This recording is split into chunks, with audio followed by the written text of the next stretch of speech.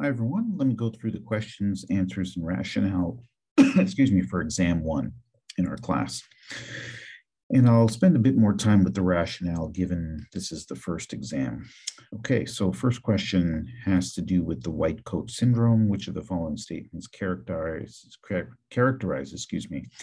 the use of the term white coat syndrome? White coat syndrome is really where, because a clinician, specifically a physician, is wearing this white coat, the patient, think about Vivian Baring, defers all explanations to the physician. There's certainly an element of trust involved, but I think of many of you put the notion of blind trust as well.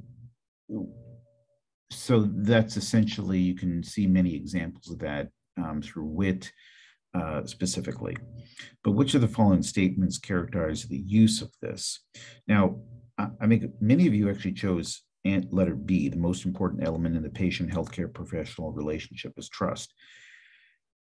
I think it is certainly a priority element. I'm not sure if it's one of the most important elements. Regardless, that might be a true statement, but it doesn't really get to the heart of the ethical issue in terms of white coat syndrome. So let's see if I can work this out here.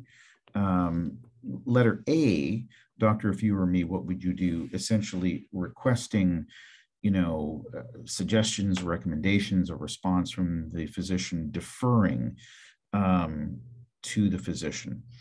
Now, this is where you have to really think through this. The rationale for the answer with an emphasis on the ethical issue. What is the ethical issue? Well, the ethical issues that we talked about, the themes, were highlighted, since the beginning of the semester. And this issue falls into place with the patient-healthcare professional relationship. That's the ethical theme. And essentially, that's really a major one. I'll also give you another one in a second. But what the white coat syndrome does, especially through the statement, is there is an unequal relationship then between patient and healthcare professional.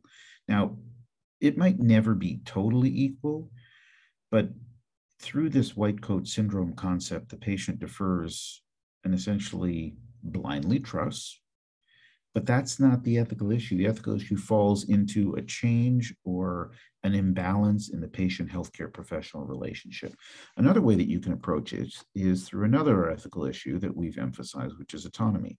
That through the white coat syndrome, the patient essentially loses his or her autonomy by giving it to the clinician. So you want to focus on the ethical issue, not just on reiterating what the statement means. Okay.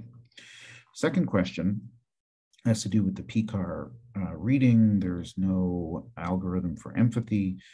The question asks, what's an example of a missed opportunity to practice empathy? We go right to the answer here, where Vivian has this conversation with Jason. What do you say to a patient that's frightened? And Jason, who doesn't get it, says, of who? Now, I think almost all of you, many of you said that Jason lacked empathy.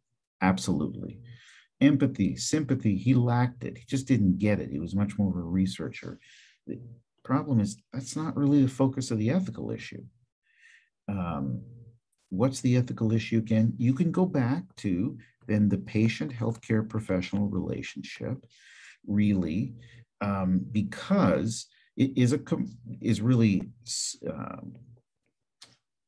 substantiated, is strengthened when a physician, in this case, through this reading, learns and practices empathy.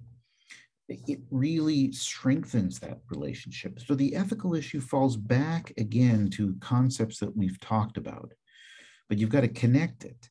So you don't have to literally say, or I recommend not, saying, well, Jason lacked empathy, didn't really, care for her. That's all true, but it misses the ethical issue.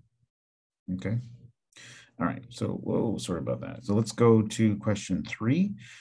Question 3 is Michael Porter. He's presented with an intervention, which is the cardiac catheterization, but he refuses. He understands all of this. He certainly appears to be stable. What should the physician do? As challenging as it might be, and if he understands everything, this is an issue of being informed, but not consenting. So it's not really consent, it's the opposite of consent, but he refuses consent. So Dr. Smith should honor the treatment refusal. Why? Because, again, I'm going back to, again, the ethical issue here, which is he is cognitively stable, no one's pressuring him, all of the benefits and risks are presented, and we support autonomy. And so his autonomy should be supported even if it is a refusal. Okay, so this is, fourth question is about the film clip. Film clip was the grand round scene, where, of course, all the residents and fellows and the attending physician, Dr. Kalikian, come in and they're touching her and talking over her and anatomizing her. What might be a rationale for in making the case that the behavior is both understandable and inappropriate? 3 points. There's lots of ways you can explain it, except, again, focusing on the ethical issue. What's understandable? Well, this is a learning environment. And of course, the doctors in training make their rounds. It's a time-honored way to learn. They have to go from patient to patient to patient. They're doing it live while the patient is undergoing care in the hospital. So it becomes a learning issue. What's inappropriate? Again, what does it do? Let's go back to the ethical issue here. The primary, what makes it inappropriate? Not just the fact that what they're doing. Of course, it is rude. They're not really addressing her. They're not asking her permission. But again, I'll go back to either the relationship suffers. They're not really giving her a chance to comment on anything or ask anything as well. Some of you wrote, it becomes dehumanizing, treating less than human. You know, that's a concept that we haven't really addressed too much, but it certainly is true. All in all, it sort of damages this relationship. And she really, you know, that's part of the reason why she really sort of portrayed that scene and talked about it and the rivalries, but she's not included in this. So she is not included in this entire scene. Okay, let's keep going here. Question 5, which example best connects to the primary ethical conflict associated with Heinz's dilemma, which is the conflict between intention and action, not just intention and action, but the conflict between intention and action. The one that makes the most sense, and I'll get to it in a second, is A. Jerry, he had a good intention. He wants to share information with a concerned neighbor and friend. And so that's a great intention. The problem is he violated HIPAA. He violated the little boy and the family's privacy and confidentiality. So there's a clear violation. Now, a number of you chose letter C, that Terry was disconnected from her food. The intention you perhaps put down was to end her life peacefully, but the action was it took 14 days. Unfortunately, that is just an outcome. It took 14 days. Some people might take 12 hours to expire. And you would not then talk about starving to death in 12 hours. It is extremely unfortunate that she took 14 days, but it doesn't really match the conflict of intention and action. Okay.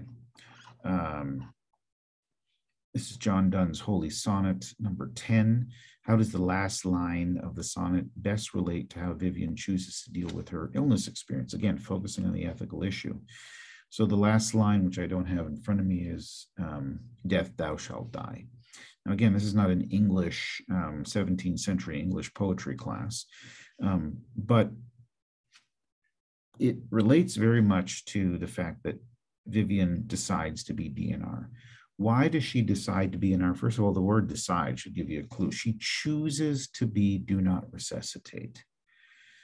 It is really her final choice, and it is, in the spirit of the ethical issue, her final act of self, of autonomy. She makes the ultimate choice herself.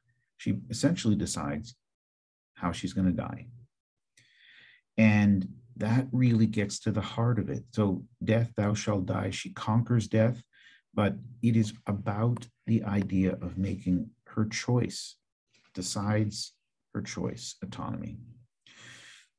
Last question has to do with Betty Caprice. I'm not going to read the whole thing. I think many of you got it correct. Even though her mother is involved in a very strange way, the clinical team has to respect Betty's autonomy. She has the capacity to make decisions. And so, again, she has the decision-making capacity. That's the ethical issue with autonomy. You can see how autonomy, patient healthcare professional relationship rings through. Those are the focus ethical issues. Now, if you just put the word autonomy in without explaining, that's not going to get you anywhere. But I hope you can see that this is really the focus for the rationale.